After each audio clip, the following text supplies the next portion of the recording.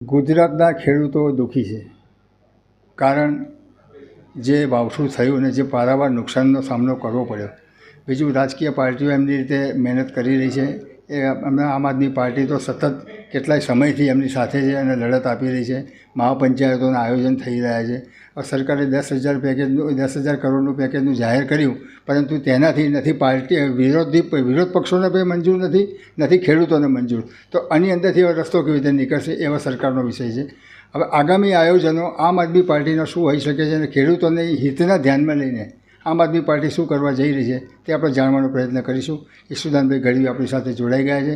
જાણીએ કે તેમનું મંતવ્ય શું છે. ઈશુદાનભાઈ, ખેડૂતોના હિત માટે તમારી પાર્ટી હવે શું કરશે? બિલકુલ, ખેડૂતો, મજૂરો, શ્રમિકો, ભાગિયાઓ, મહિલાઓ, બેરોજગારો, આ તમામના મુદ્દાઓને લઈને કામની રાજનીતિ તમે નીકળ્યા છીએ. ખેડૂતને ન્યાય નથી મળ્યો, ખેડૂતો પર ભાજપે અત્યાચાર કર્યો છે, ખેડૂતોનું અપમાન કર્યું છે અને સ્વાભિમાનનું અપમાન કર્યું છે, જેને લઈને અમે કિસાન મહાપંચાયતનું આયોજન કર્યું છે અને 20,000 જેટલી નાની મોટી ખેડૂત ન્યાય પંચાયતની મિટિંગોનું પણ આયોજન કર્યું છે. આગામી 1 મહિનામાં એ પણ પૂરી કરીશું અને હસ્તાક્ષર કેમ્પેન ચલાવીશું. અને ખેડૂતો જે અમારી સાથે એગ્રી થશે એને આપણે સંકલ્પ લેવડાવવાના છીએ કે ભાજપને ક્યારેય મત નહીં આપી અને આગામી ચૂંટણીમાં ઝાડુને મત અપાવીશું. ઈશુદાનભાઈ, તમને શું લાગે છે, ગુજરાતના ખેડૂતો છેક સુધી તમને સપોર્ટ આપશે કે પછી અધવચ્ચેથી પછી આ સરકાર કોઈ ખેલ પાડે કદાચ યુટર્ન આવે એવું લાગે છે? નહીં, હવે ખેડૂતો થાકી ગયા છે. ખેડૂતો પાસે કોઈ મજબૂત વિકલ્પ નહોતો. હવે ખેડૂતોને ખબર પડી ગઈ કોંગ્રેસ છે એ ભાજપની કઠપૂતળી થઈને જે એણે કામ કર્યું છે. એટલે હવે ખેડૂતો, ઇવન ભાજપ પક્ષના આગેવાનો છે, જે ખેડૂત આગેવાનો, એમણે પણ રાજીનામા આપીને આમ આદમીમાં જોઈન્ટ થવા માંડ્યા છે. એટલે મને પૂરો વિશ્વાસ છે કે ખેડૂતો 54 લાખ, 1 કરોડ ને 20 લાખ શ્રમિકો અને મિડલ ક્લાસ, આ બધું આ વખતે આમ આદમી પાર્ટીમાં ચાલશે. આમ આદમી પાર્ટીમાં કોણ નહીં ચાલે? એક તો લાભાર્થીઓ નહીં ચાલે, જે બ્રિજના કામ લઈને બેઠા છે, ભાજપના જ્ઞાતિના આગેવાનો જે ભાજપનું કામ લઈને બેઠા છે, જે કૌભાંડો કરે છે, જે લોકો વિવિધ એજન્સીઓ ચલાવીને કરોડોના નામે લૂંટ ચલાવે છે, એ નહીં ચાલે.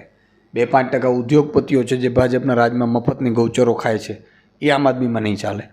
પણ બીજું સમાજ બધું ચાલશે એવું મને વિશ્વાસ છે. મોદી સાહેબ આવી રહ્યા છે, ડેડિયાપાડા જ કેમ, રાંચી કેમ નહીં? મને લાગે છેતરભાઈ વસાવાનો એટલો દબદબો છે કે નરેન્દ્રભાઈને એમ થયું કે હું ડેડિયાપાડામાં ચક્કર મારી આવું.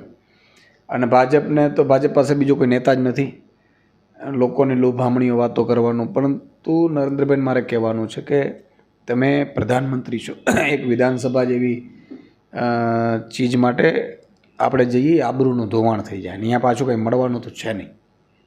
છેતર વસાવા આદિવાસી સમાજનો અવાજ બન્યા છે.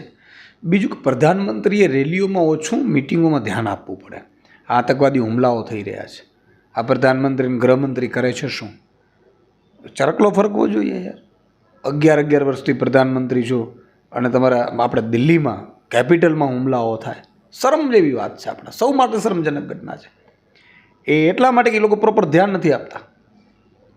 એટલે આ દુઃખની વાત છે. એટલે પ્રધાનમંત્રીએ ખરેખર ધ્યાન તો પોતાની PM સીટ માટે આપવાની જરૂર છે, જે બાકીના 2.5-3 વર્ષ રહ્યા છે વ્યવસ્થિત કરી લો.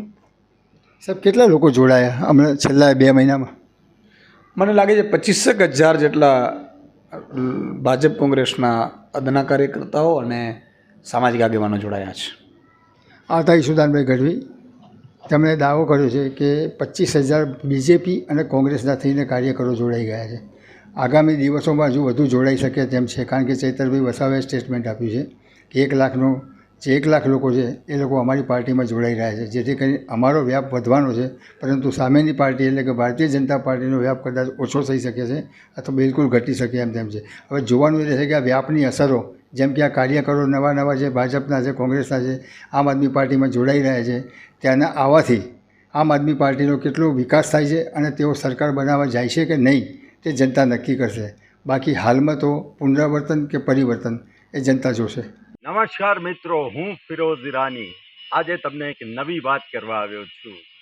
દીવ મિરર ન્યૂઝ જોતા રહો, સબસ્ક્રાઇબ કરવાનું ભૂલતા નહીં અને શેર કરવાનું પણ ભૂલતા નહીં. સત્યની સાથે જોડાતા રહો. નમસ્તે મિત્રો, હું છું ચાંદની પરમાર. આપની મનપસંદ ચેનલ એટલે કે દીવ મિરર ન્યૂઝ ચેનલને લાઈક કરો, શેર કરો અને ફોલો કરો. અને હા, તેમાં દરરોજ તાજા સમાચાર જોવાનું ભૂલશો નહીં.